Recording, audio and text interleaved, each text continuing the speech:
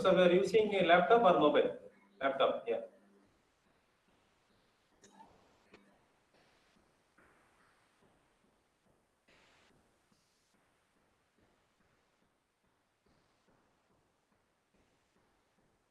Dr. Jagdishan.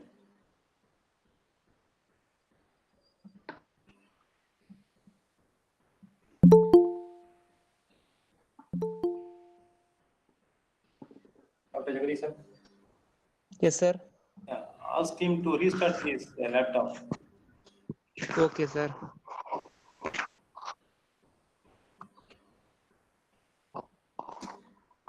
Inform him his. Inform him to restart his laptop, sir. No Yeah. problem, sir. I will. Yes.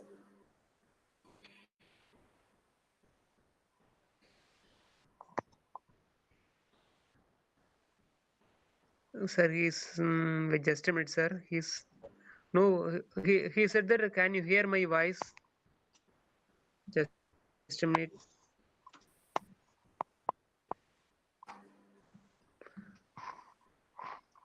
So first unmute his mic. Ask him to unmute Okay, his sir. mic first.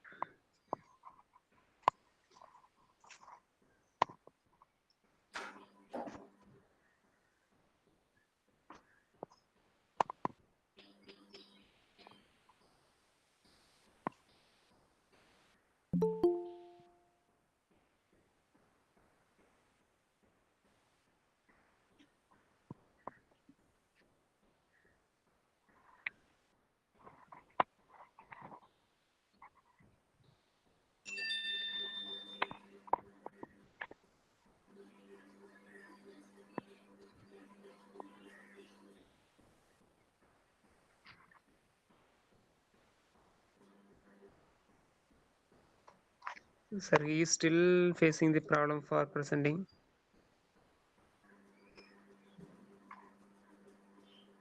Whether he unmuted his mic? Yes, sir. Using his headphone. Yes, sir. I will. Sir, in Naidu, sir, Google Meet, it shows like as Zoom. Your mic is off due to size of the call, sir. He got the error like your mic is Okay, yes, off. yes. Default it is off. He has to switch on. Okay, sir. After this, the same message has shown to me. Okay. Itself switch on the mic. So default it is off. The mic is defaultly off. Okay. Sir. Ask him to tap his first page. Oh, That will be opening 3 icon.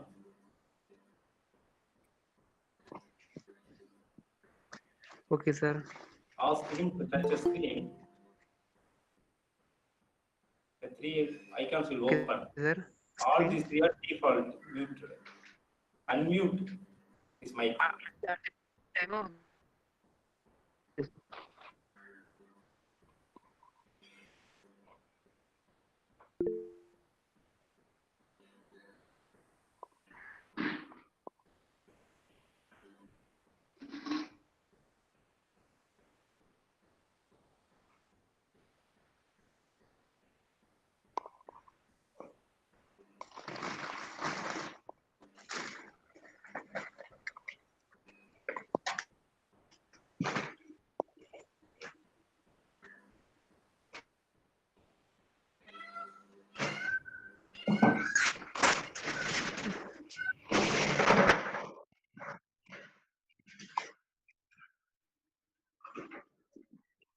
Sir, Professor is now restarting his laptop, sir. Kindly wait for a few minutes.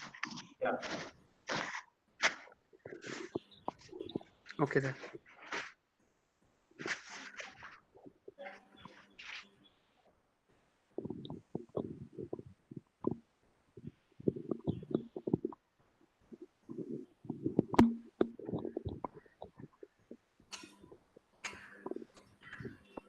Dr. Engineer, sir, good morning. Professor Engineer. Yes, sir. Good morning. Yeah, very good morning. I think the moderator needs to be unmute. Yeah, Professor Naidu. yes. Yes, he is showing mute. Vinod Kumar, sir. Mr. Vinod Kumar, sir. Professor Vinod Kumar. Yes, unmute on. Except your mic. Not only you, unmute all the participants.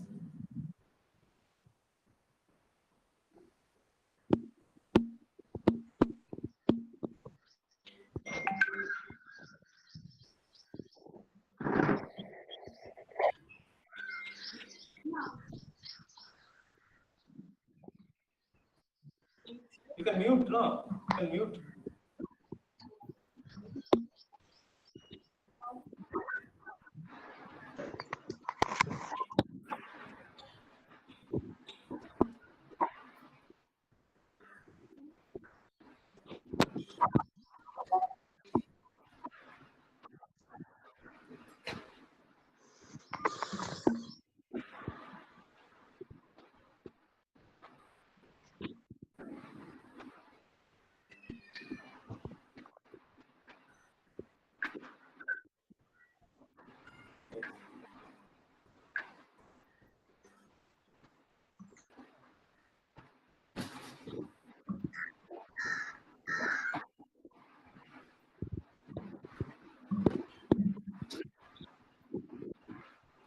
Vinod Kumar, sir, can you unmute Dr. Naidu's mic? Is it possible?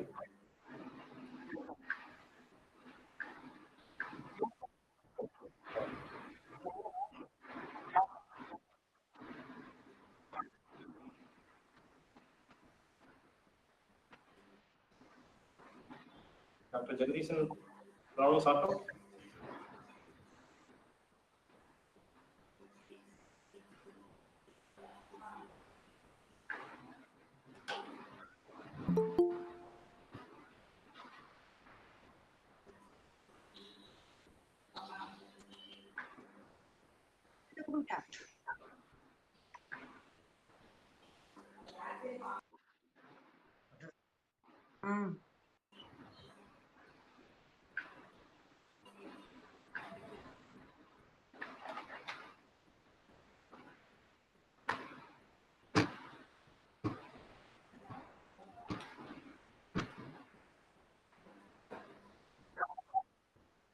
Professor Naidu, we are able to see your presentation.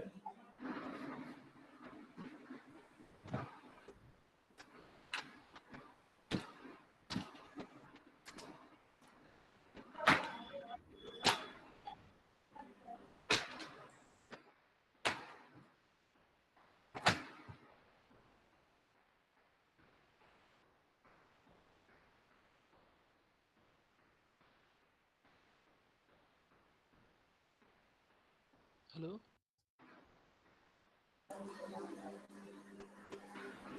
Yeah. I hope Naidu sir is there. Yeah. Okay. Very sorry. I think there's some technical difficulties because I tried to present, but the mic is not being enabled because the size of the call is too big. Yeah. So I cannot enter as presenter.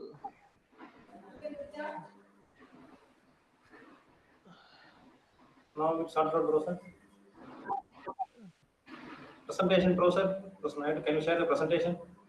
Okay. I don't have option here. Okay. Wait. Let me see. Entire screen. Sir, the Okay. present now. Can you see? Yes, sir. Yes. Now we're seeing. Yes. Okay. All right. Fine. Okay. Yeah. Okay. Good, sir. All right. Okay, so very good. It's afternoon over here and maybe morning over there. To everyone, thank you for inviting me for this talk today. Sorry for the issues, technical issues earlier on. Um, I would like to give a short presentation on effective applications of AI tools, especially in engineering. but I will also talk a bit on maybe some other applications, right? So before that, I would like to do an introduction of what AI is. So basically, we'll have an introduction to AI, and we'll also look at the AI framework. Deep learning, which is one of the core focus of this talk today, machine learning tools and AI applications, right? So we'll go with what is AI. AI is basically the insights exhibited by machines. So when they say insights, basically these are patterns or features that machines actually have inside their character. And it is not as natural as how animals or humans do it, right? All of us have pattern, all of us have characters, and we are trying to get the similar thing from machines. So what is artificial intelligence? So basically artificial intelligence is we try to mimic the capability of humans. These including two main things in AI, which is learning and problem solving. And this is what the AI is capable of doing now, which is able to learn, and it also solve some problems in various domains. And in the future, we want the AI to be able to plan, to be able to reason, and also perhaps manipulate, and also involve in social intelligence and creativity. So as you all would have known, AI at this point, it's not capable of generating emotions or social skills. As of now, it is very objective or deterministic. It will only do a task which has been told to do. However, this is now slowly changing. Okay, in the future, we want that. And currently, AI is also used to perform very high level computation and also to provide increased accuracy to existing problems. So in AI, we have stages, and there is actually two main stages. In some literature, you might find three stages. What they basically categorize the artificial intelligence as: number one, sorry, number one is narrow or weak AI, and number two, it is strong AI. So weak AI is what we have right now. So in weak AI, it performs a single task very well. It works in a limited space. What are the examples of weak AI?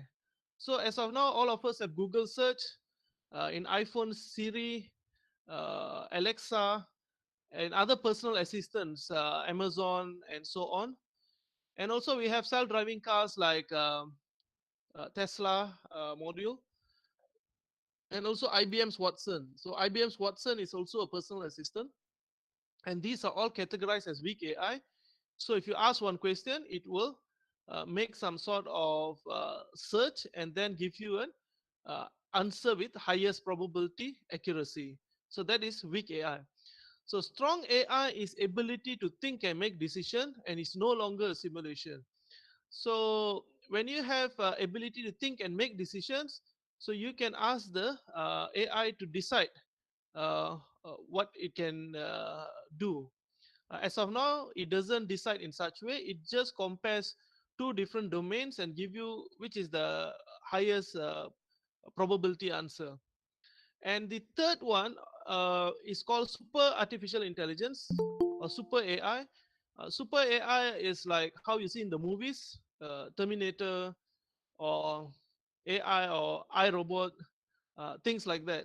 So those are all super AIs where currently there's one company which is quite strong in this, but they are not super AI yet. It's called Boston Dynamics. So they have been creating AIs or robots for military purposes. And I will go into what actually makes an AI and robot to integrate.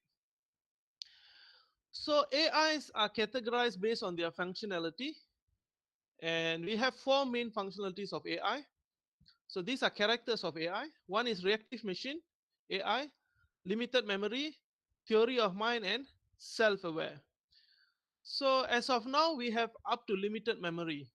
So reactive machine AI is basically AI that reacts to any stimuli. So if you give a input, or if you give something that triggers it, a trigger point, it will actually come out with a decision. Decision in the sense that what it should do. And this is all have been pre-programmed. So if you were to give it something that it is not seen, then it will not be able to do it. So for example, the IBM's Deep Blue. IBM's Deep Blue is actually a chess machine, and you could have read about this. It is capable of defeating the grandmaster of chess in this when the human goes against the IBM's Deep Blue. So this is a reactive machine AI. And in industries, in production line, you actually would see a lot of these reactive machine AIs in production line. When the package arrives, it will automatically do something, whether it is to open the package or perhaps to wrap the package and so on. And how does it know? It is based on the package arriving in the conveyor belt. And in the conveyor belt, there will be sensors, infrared sensor, ultrasonic sensor, and so on. So based on this, it can do a certain action. Limited memory AI, this type of AI uses past uh, memory. Memory means past data to make better decision. For example, a self-driving car. The Tesla self-driving car uses limited memory AI. It is still a weak AI. It is still not a strong AI. It's a weak AI. So what it does is that when you're driving the car, they call this actually transfer learning. Every time you cannot train the Tesla car to know everything, because sometimes when you're driving on the road condition will be different. uh, it could be raining, or there could be oil on the road, or there could be some stones on the road. So maybe you will try to avoid, or there's a pothole. So what this AI actually does is that it will learn, oh, okay, if there's a stone or there's a pothole, you have to avoid. So these are things perhaps it was not trained earlier, but it keeps on learning and adapting based on the memory or the past data. So this is how limited memory AI works. And this is also used in forecasting of electricity prices, or forecasting of load demand, where they can actually use the limited memory AI to predict future occurrences. For example, in uh, uh, load demand, uh, you can see from Monday to the weekend and weekday, the demand is different. However, every 4 or 5 years one, there could be a major sports event, perhaps every 4 years one, or could be an election. So when that happens, the electricity demand might increase more because people are using the TV and so on. So it will use this past memory, and it will inform you what will happen if there's another major sports event happening in the future. And theory of mind AI, AI that respond to emotion, such devices have been created, but it is still not it's not commercialized yet. It's still in prototyping. Um, and self-aware AI are AI with awareness, or I would say AI with conscience. So these are super intelligent AIs. So we have 6 branches of AI. We have machine learning, we have fuzzy logic, expert system, robotics, NLP, and deep learning. Uh, Even though these branches of AI looks to be radial, but I would say that sometimes they will involve each other. For example, machine learning and fuzzy logic can be integrated, and deep learning and expert system can be integrated. Machine learning, robotics, and NLP can be integrated. So even though they stand on their own, they can also be integrated. So I will explain a bit on all these types of AI. So the machine learning. So machine learning, as all of you have known, it's basically the machine is learning or adapting. It's an application of artificial intelligence. You provide the system the ability to learn and improve. And how do you actually allow the machine to learn and improve? You have to give data. You have to get lots of data. How do you get this data? Either through sensors or DAQ, data acquisition, or you can look at available data, logged data from data logger. And what machine learning does is that it look for pattern, interpret and process the data, and it will perform statistical analytics or some mathematical equation or mathematical action. There are main three types of machine learning: supervised, unsupervised, and reinforcement. So some will say there is 4: supervised and semi-supervised, but commonly there's 3. Supervised means you give the input and you give the target. So for example, you give a ball and you say the ball must be kicked into the goal. So that is, you're giving the target where the ball has to enter the goal. So that is supervised training.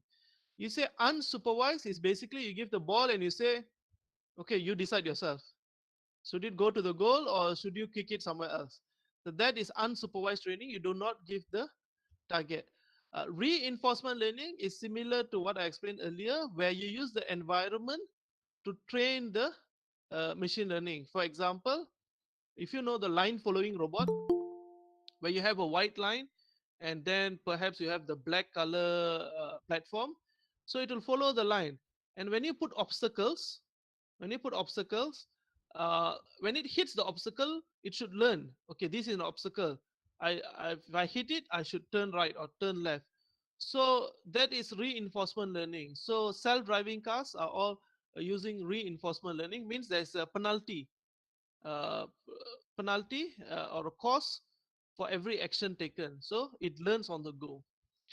And machine learning has been used a lot in social media, spam emails, search engine, and also fraud detection. So whenever there is when a credit card is swiped many times, automatically it will trigger, because machine learning is able to identify that some sort of fraud is going on. It is not your normal pattern. You don't buy the same thing for 10 times continuously, or you charge your card 10 times continuously. So machine learning will look at the pattern and it will trigger to the customer service and say possible fraud is happening. The second one is called deep learning. Deep learning is a subset of machine learning. And what we are actually using is we are using neural network, ANN, and we are using ANN for high dimensional data, data which is huge. And how do we actually extract the features? We have multiple layers, and feature extraction happens in these multiple hidden layers. And then we are able to identify certain patterns that the machine uses to classify. And where do we use this deep learning? Facial recognition, your virtual assistant, and even to a certain extent your self-driving car. The third one is called NLP, natural language processing. So NLP is basically you are communicating to your machine using natural language. So natural language basically means your normal English or any other language that you are using. So when you use this kind of language, you do not need to talk to the machine in C++ or Python or Fortran or anything. You just use normal English to speak. AI will be able to process what you have said. So for example, now all of our smartphones to a certain degree have NLP. So when you say something, you say Google, play me this music, it will automatically open YouTube, it will find the music and it will play for you. So that is an example of NLP. Second one is written words, not only spoken but written.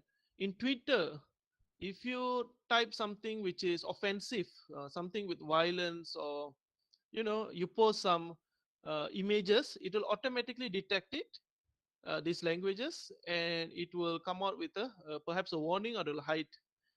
Similar to Facebook or some social media, whenever you post something, some text which are offensive, it can detect this kind of text. And also for online shopping, when you shop online, and you can automatically see, it will suggest you what is the next item it recommends. So this is how NLP actually works. The fourth one is robotics. So robotics are agents in real world environment. So basically robotics are physical agents. They are powered by AI, artificial intelligence. I'm talking about the new robots. Perhaps the older robots are just simple rules, but newer robots have AI. And how do they perceive the environment? So they perceive the environment using sensors. So sensors such as you have heat sensor, or perhaps you have moisture sensor, and so on. So it allows them to give sense, something like feel, touch, see, and so on. Okay, image sensor for it to so-called see. And nowadays we have enhanced robotics, uh, which can emulate humanoid. The robotics in AI is not the repetitive task in industries, which is what the production robot will do. It will keep on moving and it will keep on packing. That doesn't have AI, but the robotics in AI is like humanoid. One example is Asimo. Asimo is a humanoid, and as I mentioned earlier, the Boston Dynamics, that is almost like a humanoid. But in humanoid, you have different bipedal and so on. This one is with 4 legs, so yeah. And exoskeletons. Exoskeletons, as you can see, a frame, a robotic frame that the user wears on top and allows him to carry certain items and so on. So they have used this in stroke patient rehabilitation, where they use exoskeleton to help stroke patients to get more control of their limbs. Humanoids, as I mentioned, in military, you have robotics, where instead of human being involved, the robot will able to know which is the enemy, which is the civilian, and perhaps do something. And even drones. So drones nowadays are highly capable. They have machine learning. So for example, in agriculture, you can use drones. Uh, you can fly the drones, and you can actually see um, which plants are at the growing stage, which are at the final stage, or you can also detect which plants are having some sort of how you say are being damaged by uh, maybe bugs or some kind of things. So looking at the color, you can use machine learning, take an image from the sky, and you can spot where are the issues in the agriculture, right? Fifth one is expert system. Expert system is also a branch of AI, and it has been used usually in industries.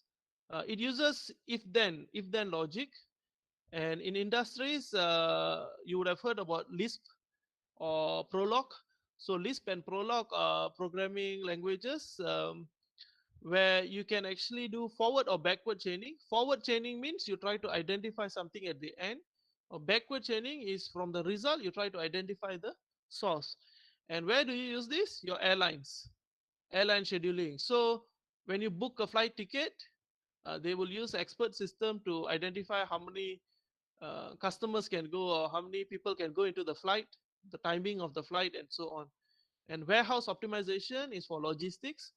How do you stack your products and so on? They use expert system. And six is fuzzy logic, as everybody would be very familiar. Fuzzy logic is basically fuzzy, vague. The values between 0 to 1, it is not uh, objective, not Boolean logic. And usually fuzzy logic, you can see it is being integrated with NLP or ANN. You can see some washing machines with fuzzy logic, even for naval control or some other household appliances. So they use fuzzy logic as one branch of the AI. Going on the overview of AI, you have artificial intelligence, which is the main set. And artificial intelligence has been there from 1950s. And after artificial intelligence, we go to machine learning. So in machine learning, uh, what differentiates artificial intelligence and machine learning is, as I mentioned earlier, machine learning is a branch of AI, and you do not need to explicitly program. Okay, it can start to learn. Machine learning it can start to learn. And in 2010, or I would say that was the peak, 2010, 2012, right up to now, the buzzword is deep learning. So from machine learning, now we move to deep learning, which is another subset of machine learning. So why is AI very important? You can automate repetitive tasks. You can adapt and learn through data analytics. You can improve features. You can add features. For example, your smartphone is still the same phone, but you have extra features now. You have Siri and perhaps Google Assistant and so on. And you can adapt to new scenarios because all this machine learning able to learn.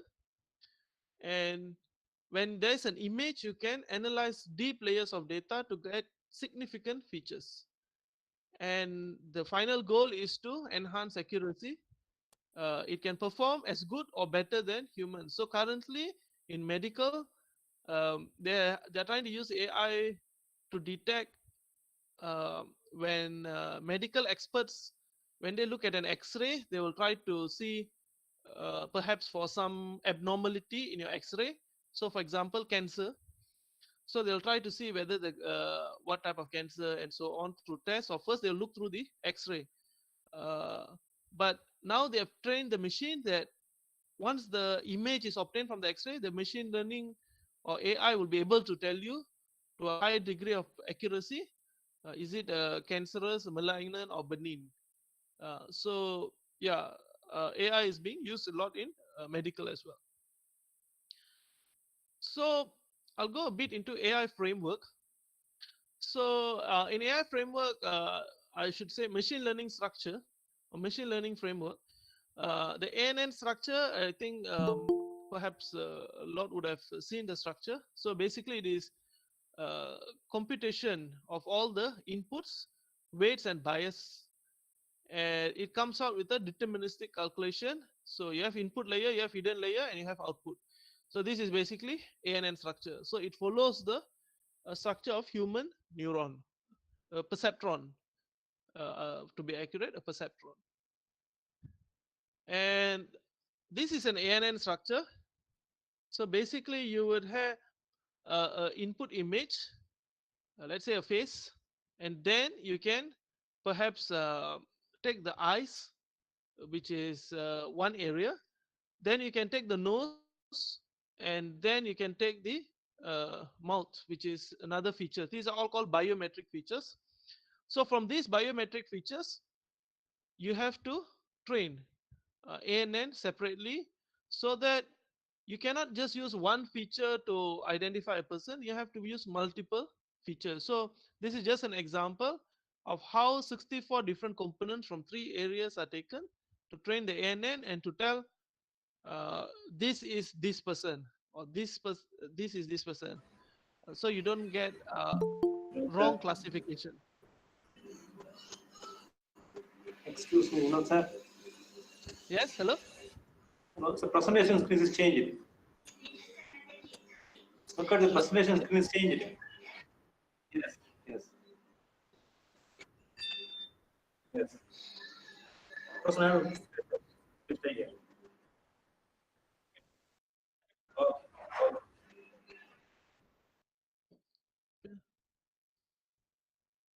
Okay, I'll continue. Yeah.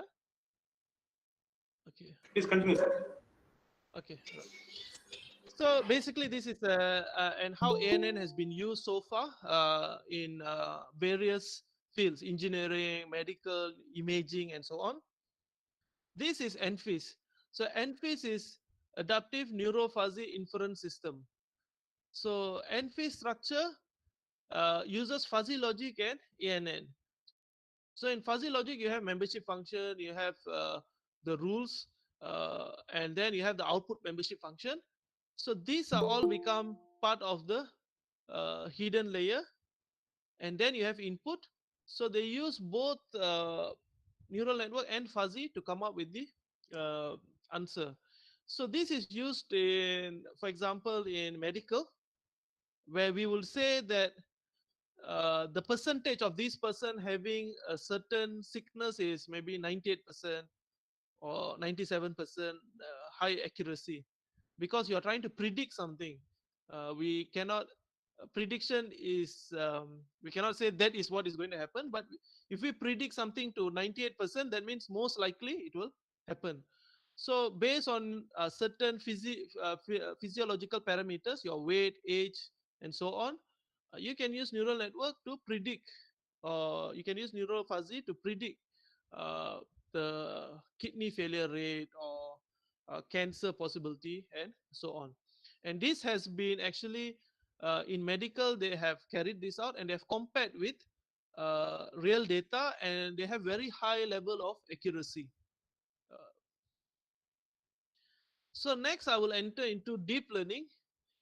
So deep learning is another subset of machine learning, as we saw, one of the branch of AI. So what is actually deep learning? So I'll touch into some of the features of deep learning. And deep learning often uses neural network. And why do they call it deep learning? It trains on a large data set. So what is the difference between deep learning and neural network? So as you can see from this figure, a neural network would have perhaps one hidden or two hidden layers, but deep learning would have multiple hidden layers. And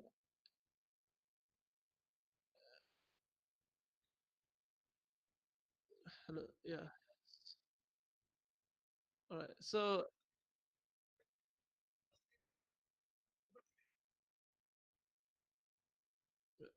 okay, right. Uh,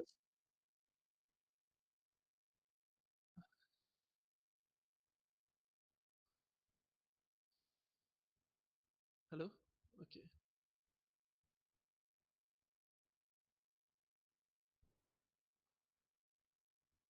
Okay. Okay. All right. So we have a difference. There's a difference between the simple neural network and the deep learning neural network, where you have multiple hidden layers. And then, as you can see, what does deep learning does is that it will try to get features from these layers. Significant features are extracted, and you do not need to inform how to extract the features and so on. It will do it by itself.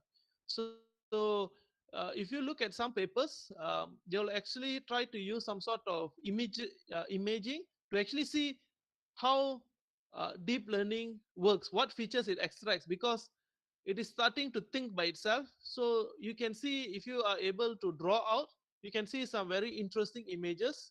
There are some papers on this. And what sets apart ANN and DNN, as I would call it, deep neural network? So ANN, usually we use activation function for neural networks, and these activation functions are uh, step function, uh, then hyperbolic, and also sigmoid. So these functions are commonly used for ANN. In deep neural network, you use ReLU. ReLU is actually rectified linear unit, and you can actually look at the activation function in the graph on your right hand side. So basically, from the positive axis or the positive quadrant, your function will be proportional to a certain extent, and on the negative quadrant, I would say the answer or the output would be 0. So this is a rectified linear unit. So other than that, in deep learning, you also use leaky ReLU and parametric ReLU, or even the smooth ReLU as well. So these are different rectified linear unit functions. So as you can see, for leaky ReLU, there will be the y equals to 0.01x. It's not straight away 0, it's 0.01x. And in parametric ReLU, the y equals to ax. A is a variable which you can multiply. And then you also have softmax. Softmax is another function which is an activation function, and you can look at the graph of the softmax as well. So these ReLU and softmax are commonly used in deep learning. So in deep learning, we have three type of DNN. One is feed-forward neural network. One is RNN, which is recurrent neural network, and the most famous one is CNN, convolutional neural network. So feed-forward neural network is like feed-forward network, which you see in ANN. So basically, it will have multiple hidden layers.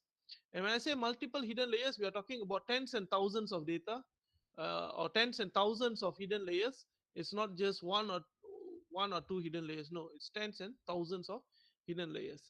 And it just moves forward. There is no data being sent from the input back to the previous input or previous node. It doesn't go from the red node back to the blue node, or the future blue node to the past blue node. So this is feed forward. You just move forward, right? And this is RNN, which is called recurrent neural network. So the word itself says recurrent. So recurrent, basically it will take back the input and it will feedback. So it will feedback, and then it will decide. So it has a better prediction capability. So if you look at the graphic on the right, you can see at the first node, it is just black in color. So in the second node, when it gets input, it becomes green. So now it has both the inputs. So in the third one, it has 3 inputs and so on. So this is very good for capturing consecutive data, and it has been used in NLP a lot. And as I mentioned earlier, they call it LSTM, short-term memory. So this is where recurrent neural network has been used. It is also very good for predicting time series data, especially forecasting of prices, electricity prices, load demand, and so on. Okay, this is the third one, which is called convolutional neural network. So convolutional neural network is commonly used for visual classification. So I think nowadays you will see a lot of CNN being used, especially in airport. When they'll put a scanner, as you move by, they can obtain who you are, or data about you, because they'll match your data with the data picture in the passport, right? And how actually does convolutional neural network works, and why do they call it convolutional neural network? Convolution in signal processing is basically multiplication of two signals. It's as if as multiplying two signals. So this convolution function is called as a filter. So basically you will multiply with the input data to extract features. So as you can see on the image on your left hand side, it's the same filter or the same convolutional filter which is used to produce a feature map, right? And you do not need to program explicit instruction and you have to tell, okay, you have to use this function to filter, you have to use that function to filter. No, the CNN does it by itself, right? So this is the whole view of CNN.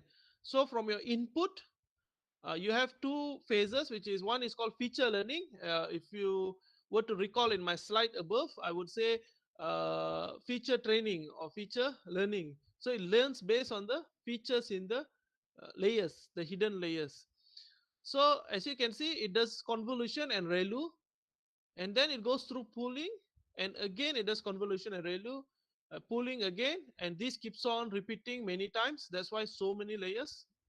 And then finally they'll construct the output classification, and you can see softmax at the end to classify the output, right? So it has feature learning and classification, the two phases. So let's say you have data image. Images usually will be matrix by 3 because RGB,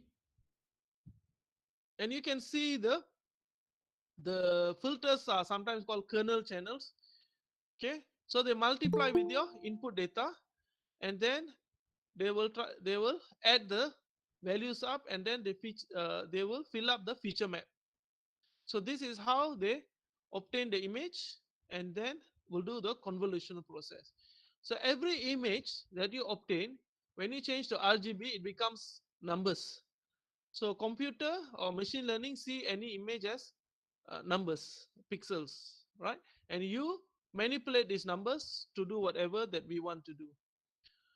Pooling is basically we want to reduce the size. So there are two types of pooling: maximum pooling and average pooling. So maximum pooling is in that matrix. We're talking about a two-dimensional matrix. We will take the maximum value. So if you can see on your right hand side, if you look at maximum pooling, this is actually uh, it has 16 details in the array, 4 by 4. So using max pooling, it reduces the 4 by 4 array to a 2 by 2 array. Similar in average pooling, instead of taking the maximum number for each of the 2 by 2, it takes the average of the 2 by 2. So this is how, when you have a lot of data, it is condensed and then reduce the size to a smaller feature, right? So these are two techniques, right? So you have a lot of different tools for machine learning. So amount of tools that we can see, there are a lot of tools. One of the most I would say common tools being used is PyTorch. So PyTorch uses Linux, Mac, Windows, and so on as the operating system, and it uses Python or C++. So PyTorch able to create a good computational graph, and it can build neural networks. And PyTorch is used for research, especially research prototyping, quite a lot. So it is quite strong. The other one is TensorFlow. So TensorFlow similarly uses Python, C++, depending on the version of TensorFlow that you have or which TensorFlow you're using. And you can train and build new models and also run existing models for TensorFlow. And another one is Keras. So Keras is cross-platform. It is used for fast prototyping. So if you are looking at deploying your machine learning, you can go with Keras. And Keras runs on both CPU and GPU. So for this, you have to be quite, if you are looking into deploying Keras, you have to look, because some of the machine learning tools, they require very high GPU, very strong GPU. That's why programmers in machine learning will buy the latest GPU. I think it's RTX 20T something, the latest one. Right, so you need to have very strong GPUs. The reason, because GPUs are very fast, and compared to CPUs, they don't have all those lags, because CPU have different processes they have to do. GPU is very straightforward. So if you're looking into deploying, you have to look at your tools, what they require. If you have a very slow system, then you might have some difficulties processing CNN, because CNN data is huge. It requires a lot of data. And in order for you to use Keras, you must need to have TensorFlow. Keras is like they call it an AI, an application interface. So you need to have either TensorFlow or CNTK and so on, right? And there are some other ML tools, Scikit-learn, Weka, Shogun. AutoML is quite famous, and also Google MLKit. So Google MLKit is the Google's platform which they have developed for machine learning.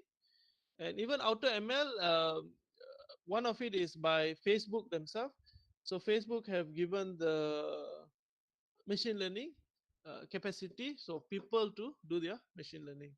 Another one that students, I would say researchers or even academicians use is obviously MATLAB. So MATLAB uses M-file scripting. MATLAB is very good for academics, for research, and also to a certain extent to deploy, but it's very in order for you to do prototyping or standalone machine, it's a bit difficult because you have to convert your M file to C. So you have to use a translator. You either convert to C or you convert to Python, and then you have to burn your program your chip. So these are the common ML machine learning tools that are used in this industry. Finally, I will go into some of the applications of AI, of where people have used AI. There are some examples. So one of it is to predict household power consumption. As I told earlier, the short-term memory with CNN, where you take in couple of inputs such as active power globally, the reactive power, voltage, metering information, and then you pass through the convolution layer.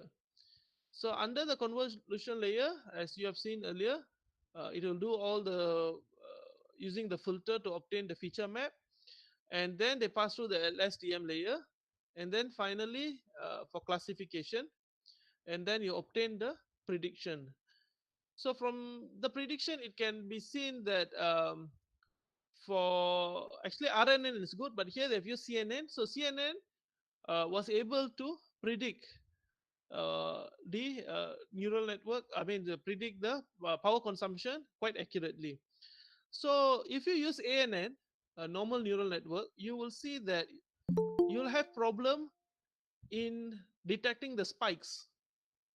Okay, so if you are involved in using ANN for prediction, this is a very common problem. ANN fails to capture the spikes, or as you can see from this graph, there are a lot of spikes. So sometimes they fail to capture all this, right? Because it's not able to identify these features. But with CNN, the performance is better in capturing the spikes, right? So you can perhaps try CNN for your research and so on. The other one is just using CNN alone, and this is to classify lung nodules. As I explained earlier, convolutional neural network is being used for medical imaging.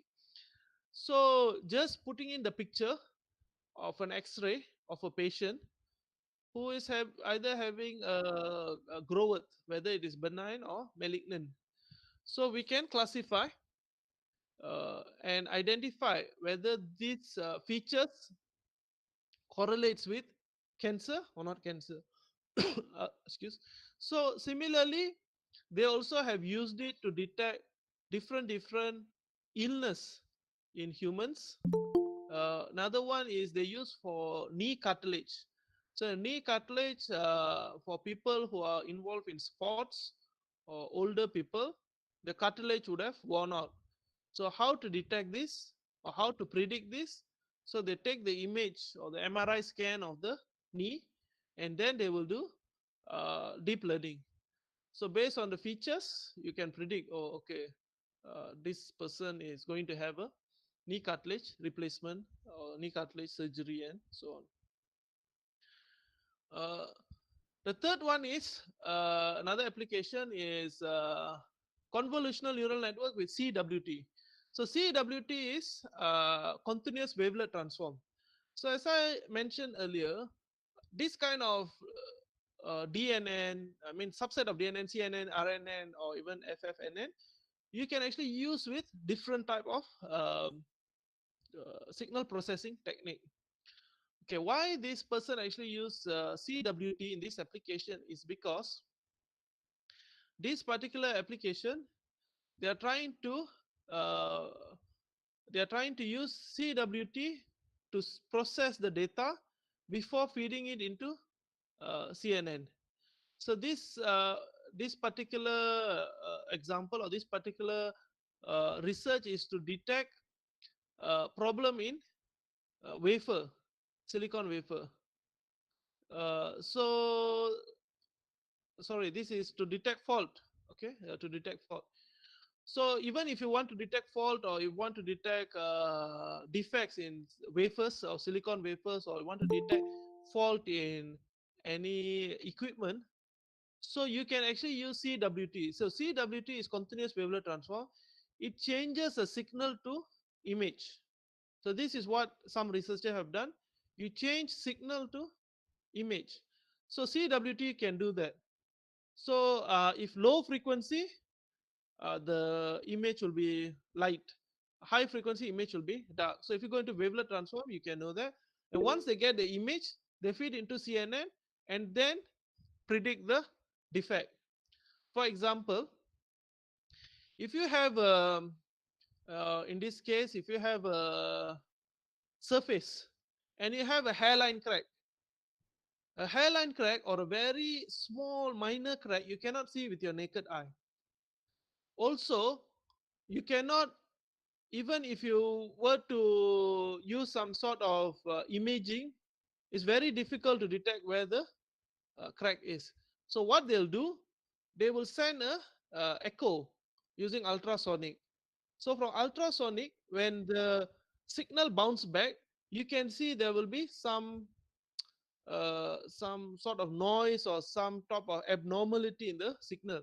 But the abnormality in the signal is very, very small. Even though you use fast Fourier transform or Fourier transform or short-term Fourier transform, you cannot detect that frequency change because it is happens very less and it only happens once. So what you can do is you can use wavelet. So you use continuous wavelet, even though the changes is small, it will magnify. So once the signal is magnified, you know there's a error, there is a problem, there's a fault, or there's a defect, a minor defect. So then you send to CNN to identify the image and tell, okay, there is a hairline crack in this wafer, or there's a uh, short circuit or whatever fault, any fault, right? So you can always remember that you can change a signal recognition problem into an image recognition problem. And finally, this is the one specifically to detect patterns in wafer in electronics. You have the silicon wafer, so you can see the type of defects the wafer can have. So before the wafer is processed and sent to further production, if the wafer is defective, they have to discard or perhaps do some corrective action. So they have actually used CNN to classify different type of defect patterns, and you can actually see the accuracy of CNN is far greater than MLP. MLP is multi-layer perceptron. MLP is ANN with more hidden layers, but not as much as CNN. And also SVM. SVM is support vector machine. So you can actually read through this paper and you can find out that CNN have performed quite well in providing the highest accuracy in detecting wafer defect. So these are the patterns of how the wafer defect happens, and based on this, CNN can be trained to detect all these issues in the wafer. So basically that is the brief knowledge sharing session or AI application in AI application for deep learning. So I would like to know if there's any questions. Perhaps I can try to answer.